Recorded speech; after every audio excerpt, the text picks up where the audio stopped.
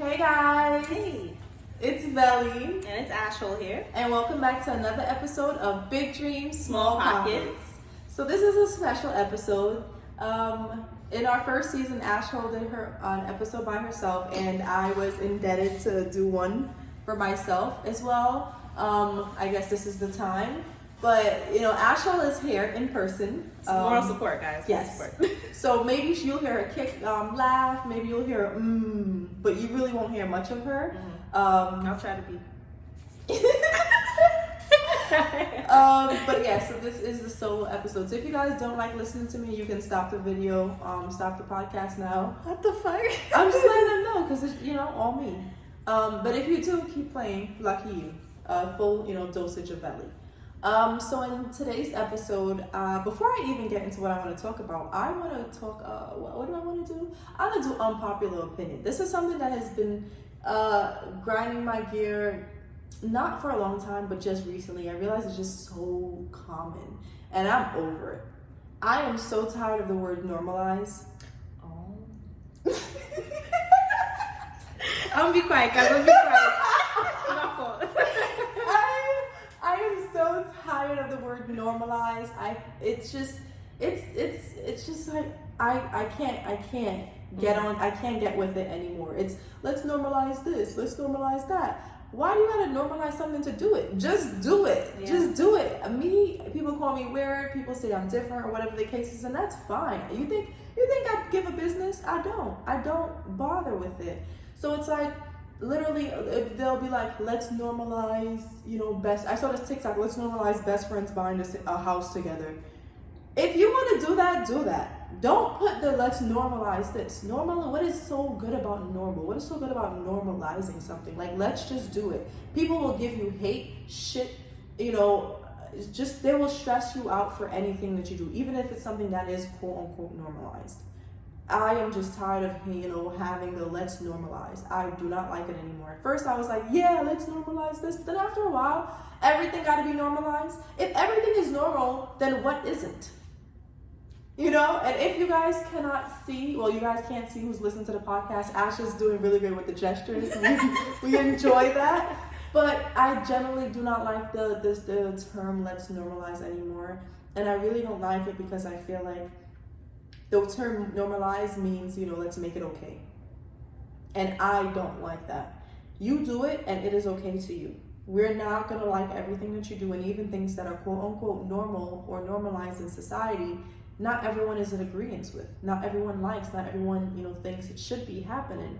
So personally, I am down with down meaning like I'm not for it, but I'm over it. Like, I'm over the let's normalize. I think instead of trying to let's normalize something, just do it. And if somebody else likes what you do, they're probably going to do it too, and so on and so forth. The trying to make something okay or trying to give it a pass because, not everyone does it in society is I'm over that. So that's my little rant. That's my unpopular opinion of the day. If you agree, great. If you don't, that's cool. Put it in the comments, message us, DM us on why you agree or why you don't agree. So what I really want to talk to you guys about today is kind of like a life update for me. I feel like I generally don't give much life updates. I'm generally a closed off person. I'm generally just kind of like, I'm good, I'm cool, I'm fine, just breezing, maxing. But quite frankly, I am tired. I am exhausted. I'm overwhelmed. This whole idea and notion of us having to be, financially responsible, us having to work on our body, work on our mind, just kind of be this, all-encompassed ideal human being for our generation is sickening. Let my body fall, let it be. Let me struggle with my mental health. Let me, I cannot balance everything. I cannot try to be the perfect entrepreneur. I cannot try to have the perfect mindset and manifest and mantra every day. Then I cannot come and work on my body every day. To try to do all of that makes me so exhausted. And, it's something that I still do try to do, yes, but it's just something I'm acknowledging that is just so tiring. It is just so, that's what it is. That side is what it is, feeling like, all aspects of my life need to be taken care of. All aspects of my life have to be filled and fed into, and it's just It is tiring, guys. We do not, well, me, I do not succeed at everything. I struggle a lot, and I'm okay with struggling if I know it's getting me to something, but I just feel like society nowadays has this picture of what we should be doing. Back then, it was really just find a spouse, procreate, buy a house, retire. That was it. Now, us is, self-awareness, fighting in even more movements, like just conquering social media, it's just, are you manifesting your life, and don't get me wrong, I love a good manifestation, but I feel like it's not for everybody, and I feel like none of these things or what we are stating that how we all need to, be or do or how we should live is not for everybody. Not everybody wants to be physically fit. Not everybody wants to have a stable mental health, because, just my mental health surprises me and I like being surprised. What's wrong with that? It's just, I'm just exhausted of feeling like I have to be not perfect, but I have to be working on all parts of me all the time. And it's like, I just can't anymore. I still try to take care of myself. I'll still try to do things that are important to me, but feeling forced to or feeling like I have to have my shit together is exhausting. Do I blame social media for it? Yes, I do blame social media for it. Do I blame social media for all of it? No, I don't. I have a successful friend group, and I say successful in my friends are just all amazing in just so many different routes, so many different realms that it's like, there's a little bit of something from each one of my friends that I admire and that I would like to be and I aspire to be. So it's me trying to work and attain that thing that I like. So now I've got like 5 great friends with 5 great attributes that I feel like can benefit me as a person that I'm working to be. So not only am I working to be less, to procrastinate less, now I'm working to be more this, more that. I'm tired of working. I keep saying I want to retire. I want to retire. I think it's time to retire, and not retire like, just collect a paycheck, but retire from feeling like I have to do it all. It's truly exhausting. Do I like to be busy? I do, but I also don't like to feel like I'm missing out on life. And I feel like the past month and a half, longer, but really the past month kind of instilled it to me where I feel like I'm missing out on life because I'm so busy trying to do the things that I think will get me to this great future. But like I told you guys in past episodes, I will never achieve the future. So me trying to work hard to attain something I can't even guarantee, I just realized recently that I don't want to do that anymore. Not saying I'm going to just drop everything, but it's more so like I just don't want to be this hard-working person every single day. Like, I want to take a break. One of my coworkers randomly went to Florida for the weekend, and she just invited me, and I couldn't because I had work. Not just one job, but I had multiple jobs to do. I had my appointment in the gym to attend to. I had my businesses, my packages I had to mail out. I had so many things to do within the span of 3 days, and she went to freaking Florida just to sit by the ocean because she was dealing with some stress. And that made me realize that I used to be the person to do spontaneous trips, to, just get up and go or just do something for myself. And it may not be expensive, but I was still doing things for myself. And I look back and I was like, I can't tell you the last time I was spontaneous. And that's why I haven't been feeling like myself, because part of my nature is spontaneity. Part of my nature is adventure. And I've been waiting to travel internationally. That's been my thing, like when I travel internationally again, because I love traveling to the East Coast, the Eastern Hemisphere. The Western Hemisphere is cool. I like the warm islands and stuff, but I like culture. And, there's so much culture that I'm not aware of in the Eastern Hemisphere. Not saying there's no culture in all these beautiful islands. There are, but I'm just truly fascinated with a lot of the European culture. It's just always been something I've been interested in. So for me, going to different countries in Europe it feeds my soul. It gives me the wanderer vibes. I'm a wanderer, guys. But I realized I can do that without traveling internationally. I've never been to LA. I've never been to Colorado. And Colorado is a place I want to go to so bad because there's so many great freaking views. I've never been to so many states in the United States where I'm just like, I don't even have to travel internationally to see something new. I can go to a state in America. So I made it a mission that twice this year, I don't know when, I'm going to just, in a time frame of less than a month, I'm going to decide I'm going somewhere and I'm going to go. The finances, I am believing it will come to me, and that will be when I know I'm able to go. I do try to save my money. I do try to like be responsible, as they say. But I just know that when the time comes, when I'm gonna feel it, and I'm gonna go. Kind of relating to something, but not relating to something, since it's the Valentine's weekend. One of my favorite Valentine's Day weekends was about 3 years ago, I think. And that's where like my boyfriend and I randomly decided to go to Canada. Like I think we decided a week and a half, maybe 2 weeks before we went, and we didn't buy a flight. Only thing we really did was book an Airbnb, I think the week before. So it was like Valentine's weekend was like the Friday or whatever the case is. We booked the Airbnb the Monday. And we drove up to Canada, and then it was so amazing because we saw, what is this thing called? The Niagara Falls at sunrise. When I tell you that was so gorgeous, and then like at one point we had to stop because I really had to pee, and we came out the car because I wasn't coming out the pitch black car by myself, so I made him come out with me. You know, I'm scared of being snatched, so if they don't snatch, they're gonna have to snatch one of us. Hopefully, you know. You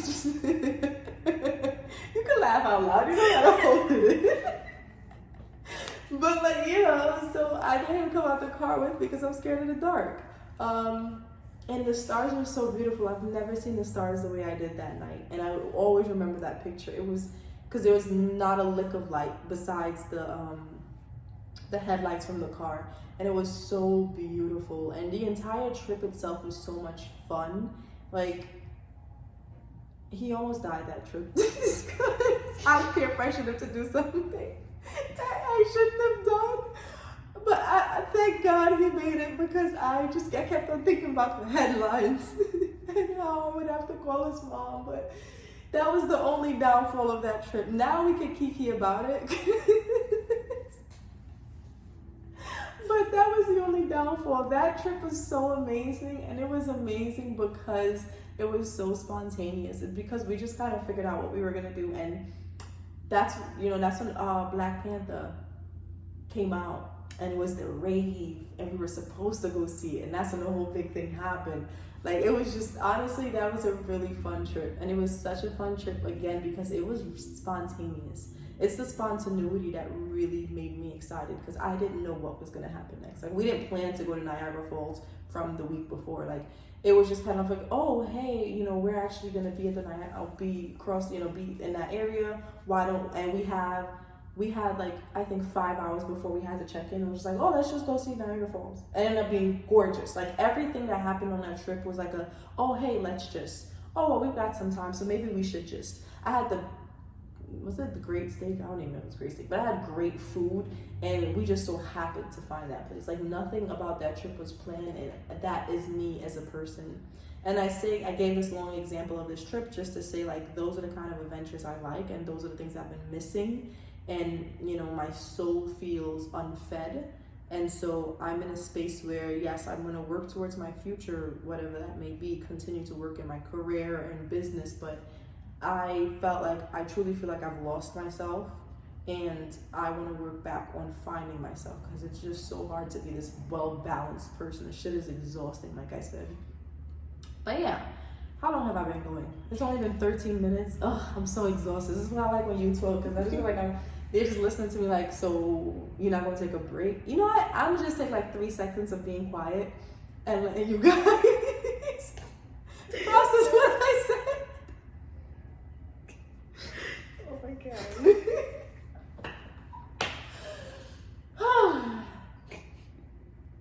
That was good, guys. That was a good moment of silence.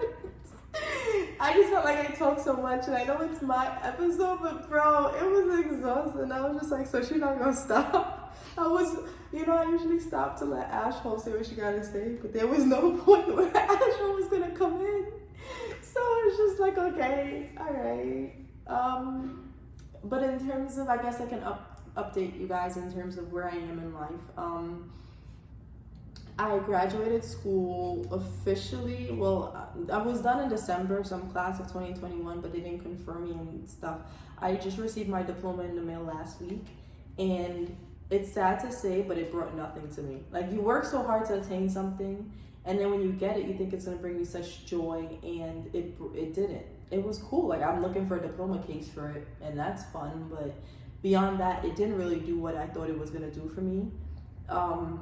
And that's just to show, like, you can't put your happiness in material things. You can't put your happiness in anything but yourself, because what you think will make you happy in the future probably won't.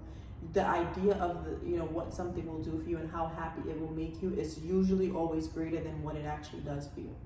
And I've learned that these past few weeks with many things in my life, where I just feel like the things that I thought would make me so much more happy, or would be like, oh my God, I'll be so happy when I attain this, I wasn't. Not that I wasn't grateful, not that I'm happy, but not the level I thought, not the level I put expectations on. I put high expectations on a lot of materialistic things, a lot of, external accomplishments, things that you can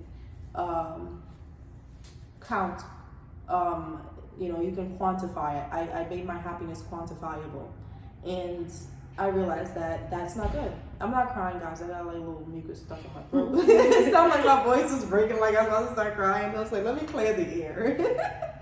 Let me drink a little water. This is another moment of silence, guys. Give me a second. I'm back. Anyways. But yeah, like, I feel like I've been quantifying my happiness, and I realized that isn't good. Not only is it not good, but I just feel like it just didn't do what I wanted it to do. It didn't give what it was supposed to give. So yeah, I got my diploma.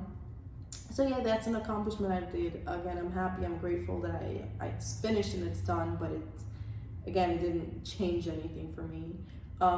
For the past few months, well, actually for about 2 years now, because how long have we been working on the live show? Since 2020, right? Mm-hmm.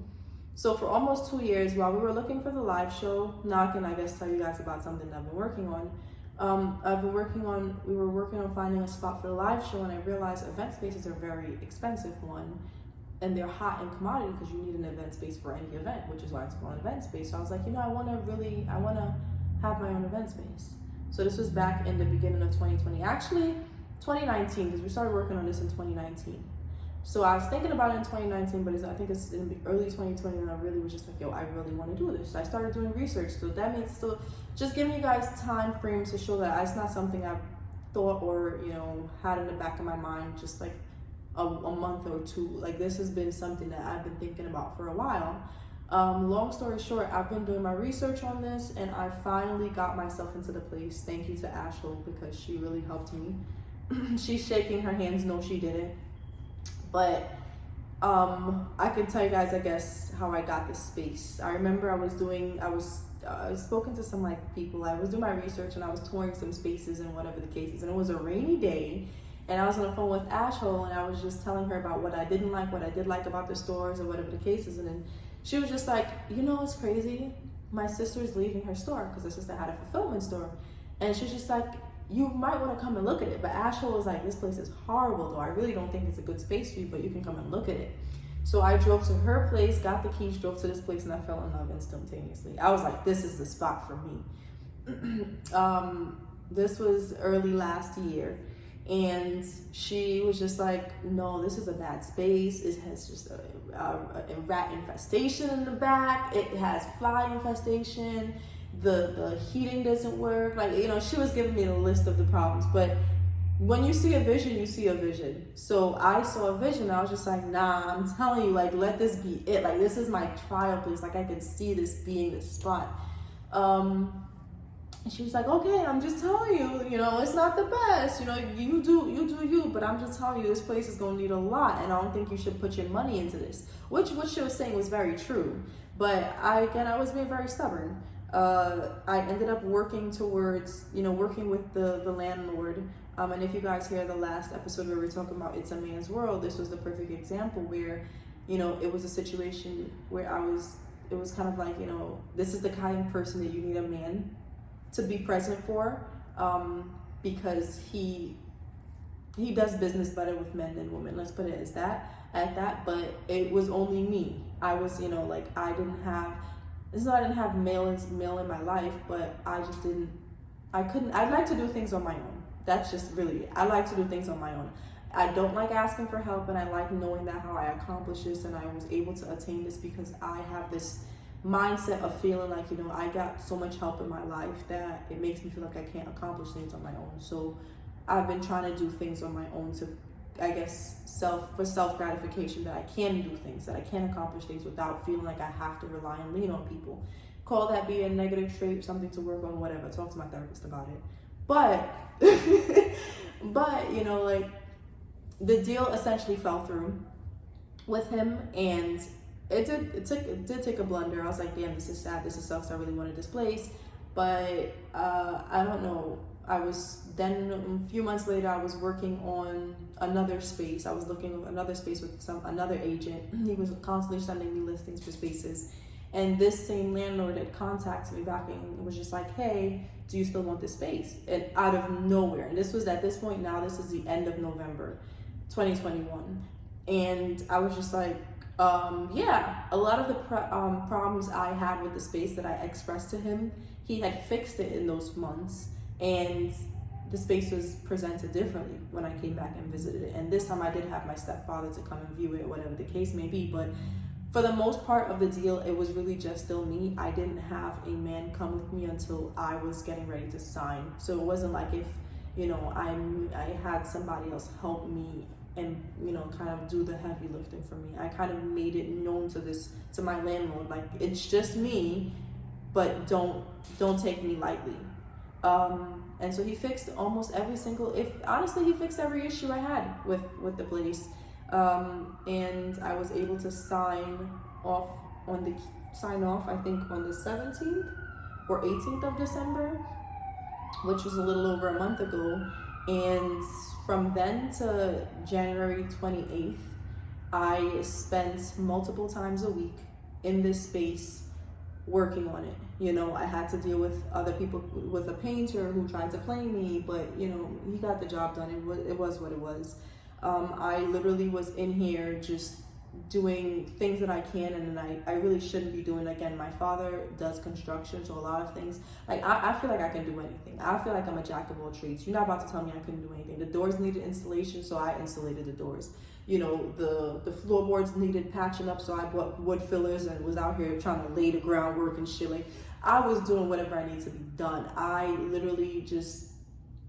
repainted like bathroom cabinets, spray painted, do this, do that. Like, I really took my time and, you know, put what I wanted to in this place. And the place looks great now. I'm happy for it.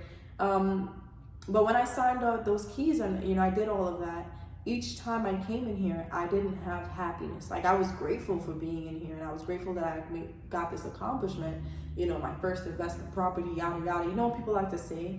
But I felt none of that. I felt like, this is great. I'm grateful 100% to have made it this far, but the happiness I thought it would have made me, and I told you guys the long story to kind of picture my journey with the space. And you would picture having to go through that for years of thinking, planning, working, things falling through, and then things coming back together at the end. You would think that so much happiness would be brought with it, but it wasn't. There was not the happiness that I thought I would have. And funny enough, you know, the space, graduation, all of this is happening around the same time. So you think that my happiness would be doubled. I'm on cloud 9. I barely was on cloud 3, to tell you the truth, you know. Then unfortunately, I recently lost my car in an accident. That's my first car, y'all. I had that car for 5 years, going on 6 years, and I was so sad. That's the first time I cried in a full year, like really cry. Like, that was my baby. And like, that brought me more sadness than anything I accomplished brought me happiness. And it was crazy, because it's like, you would think that with all the goodness I have going on in my life, I would be like, you know, well, everything happens for a reason. Like, no, I mean, the day after and 2 days after, I was able to start processing it, and it still made me sad, but I felt more losing my car than I did, you know, getting my first investment property. I felt more sad with my car than I did, you know, getting a diploma, a master's degree. Like, I busted my ass, got a 4.0 degree, like 4.0 GPA, like all of these great things, and I didn't feel it. So that's really what I've been doing. I applied to some PhD programs and I got my first denial in the mail the other day. And when I tell you, not even in the mail, in the email. And they had the audacity to start the letter as their applicant. You tell me you couldn't have generated or paid a coder to put my name on this?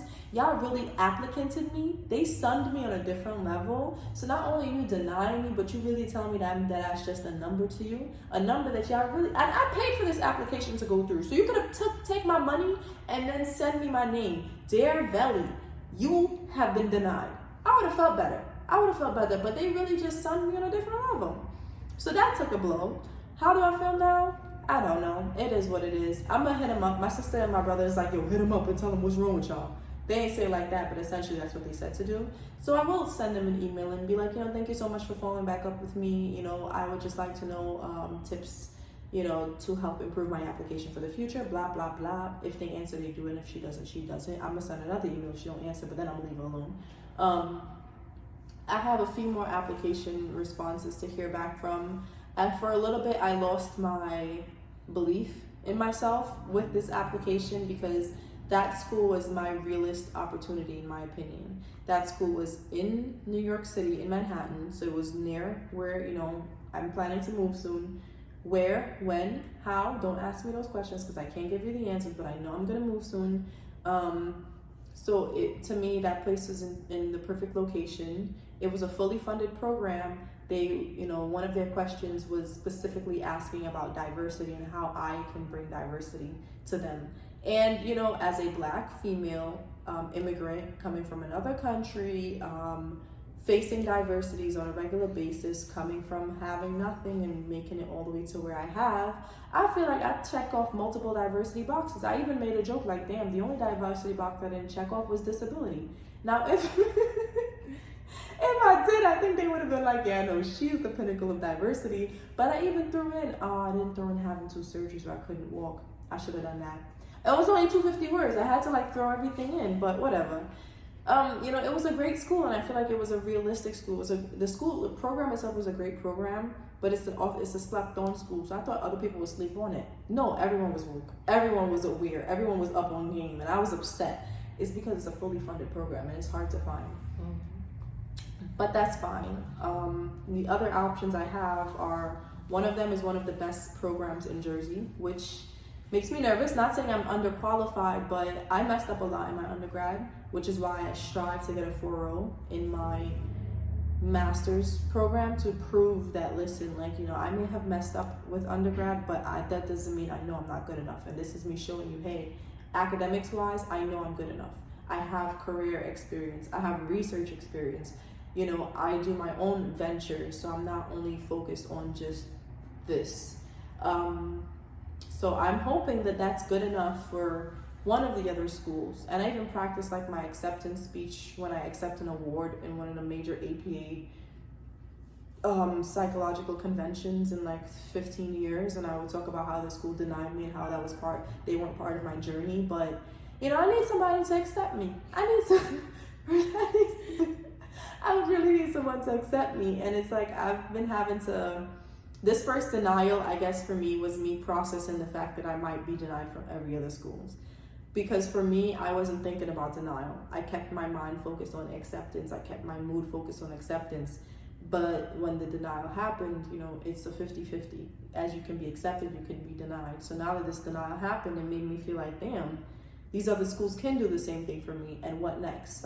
Something that I've thought about for years, something that I've wanted to do. What do I do if this doesn't happen, if this doesn't go through? And it's not I won't be okay, but it's just, I have a dream. I'm okay, but we all dream. So what do I do if I do not get accepted? I don't know. And that's another reason I'm so private and closed off with a lot of things I want to do. As action I spoke about in past episodes, do you fail in silence or fail out loud? I like to fail in silence, which is why I've been so quiet on certain things. But, naturally things become public and more aware to people around you. And I think for me, the disappointment wouldn't be to others, but it would be to myself. Because this is something that there's a lot of things I do just to do, but this is something that I truly want to do and truly believe in. but I know that if it doesn't happen, I can apply next year. But what I know, like, I won't. But if not, I am, what do? Do I create a backup plan and then split my faith from, putting all of my eggs in one basket and believing this can happen? Wow. Or split my faith and think, well, I'm putting energy into the what if it doesn't go through.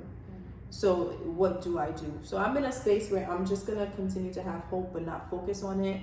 And when, however it may be, it happens, great. But if it doesn't happen, I'll take it from there.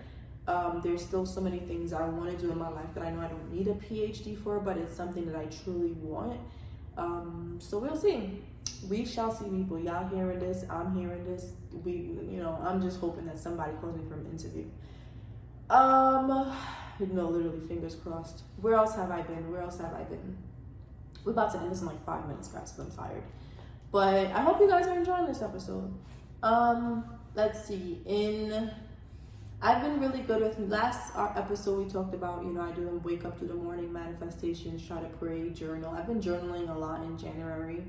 I've honestly fallen off with those things, and let me tell you guys why I've fallen off. I think I told you guys this a few episodes ago about our body being having a homeostasis. My homeostasis is not a manifesting, journaling, high vibe person. My homeostasis is messy environment, procrastination, self-doubt. That's my homeostasis. That's who I've been for so long that, that's why I tend to fall off so much, because my body brings me back down to homeostasis. And so I couldn't figure out why I was struggling with journaling, because I was doing so well in January. I started eating unhealthy out of nowhere, eating my feelings. Like, I like to eat my feelings here and there, but it got really bad in January. I like to measure my body just, to see my growth. And I was just like, whoa, what is this? This is crazy. And after I saw that, usually that's enough to kickstart me and do better. But I kept on eating my feelings.